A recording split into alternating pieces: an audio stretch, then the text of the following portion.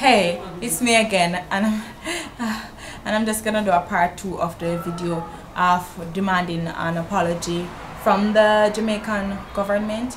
And I don't know, but my camera is giving a lot of trouble, so just please bear with me for the poor sound and video quality.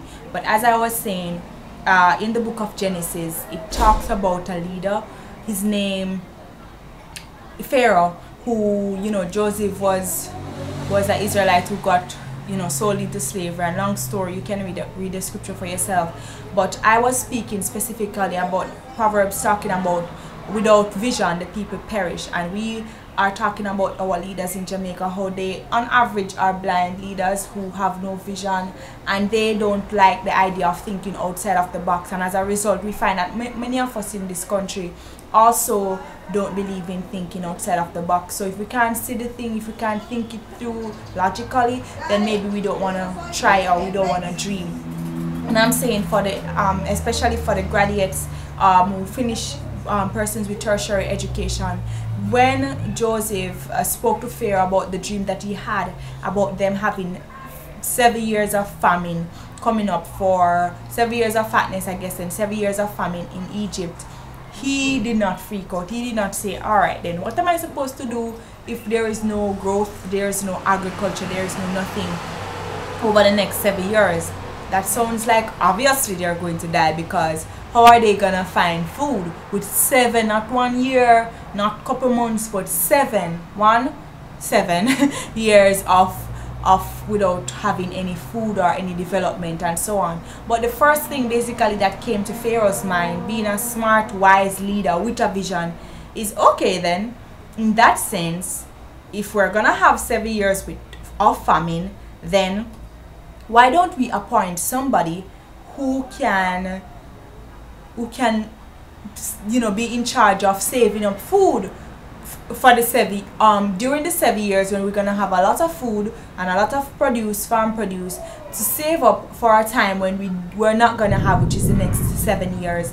And so he appointed Joseph to be the overseer of the barn and of the farm and all those things. And at the end of the day, people from other nations had to come to them to purchase food, and also the persons who lived in the place ended up bartering their land for food to Pharaoh in the long run. So I am saying that it's always been a tradition, in the Bible and of any good nation, is to have people who think outside of the box. As we know about the popular American Martin Luther King, who believe in having a dream, some crazy dream that would have seemed so silly at the time, when he said, I have a dream that this and I have a dream that that. And right now we all use the analogy of dreaming, of dreaming the impossible dreams and wanting them to happen. And that is what I expect from our leaders in Jamaica, that we should tell our people to go after their dream. If you go after it with all you have and you spend your whole life fighting and you don't get it, then fine. But don't stop in the middle at 22.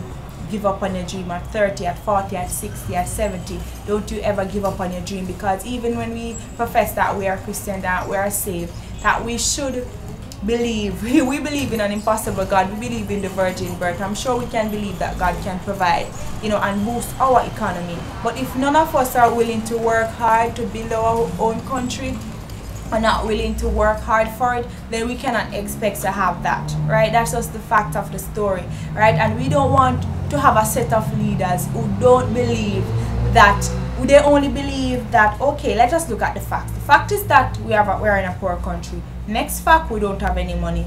Next fact, we only depend on other people. Next fact, if you want to better yourself, leave the country or start a business. But we all know you don't have any money to start a business, so basically you can just all seize up and die, right? So we don't want to have that from you. We can talk about it among ourselves, we can lose hope, but we want to have leaders, or when you go up there to speak and to give a speech, we feel like we want to say Jamaica to the world and my country, that we want to be able to say, yes, we can do this, we are Jamaicans and we can do anything. We can break world record, we can win gold, we can build generator, we can do this, we can do that. And it's not only limiting us to sport. If it's not sports, then it's like we cannot succeed.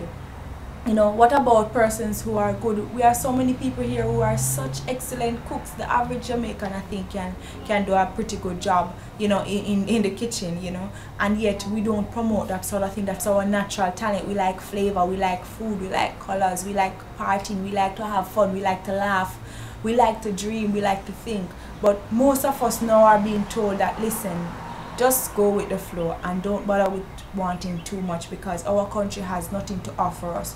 But so many of us, especially our graduates here, I think we have a lot to offer to our country. I think I have a lot to offer, and I think my batchmates and I think my colleagues have a lot to offer.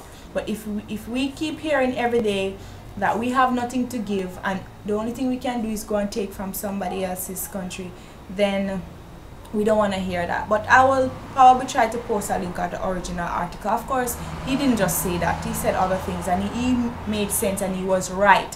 But I just want to have our leaders not just being blind leading the blind. We want people who are smarter than the average people to run our country, and to want to say, all right then, this is the fact, but let us see if we can go around it and make something better for ourselves. Yes, that's what I want to say, and I have much more to say, but you know what, for now I'm just gonna leave. So yes, I would really like and appreciate an apology from the government for ruining our graduation celebration, the after party, when we should be feeling good that we worked hard and we did this. Now you're telling us that there is just so many negatives here. We know about the negatives, we live the negatives, we live the hunger, we live the thirst, we live the crime, we live the violence.